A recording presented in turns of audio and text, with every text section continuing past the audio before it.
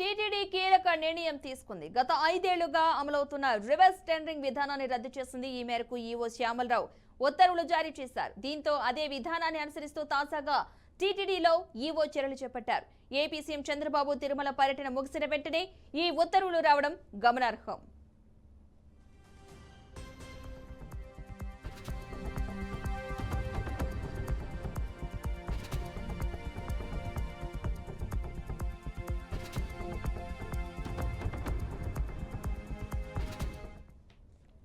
అయితే తిరుమలలో వీఐపీ సంస్కృతి తగ్గాలని ఏపీ సీఎం చంద్రబాబు వ్యాఖ్యానించారు.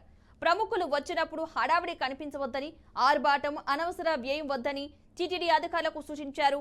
దేశ విదేశాల నుంచి వచ్చే భక్తులను గౌరవించాలని, దురుస ప్రవర్తన ఎక్కడా కూడా ఉండవద్దని అన్నారు.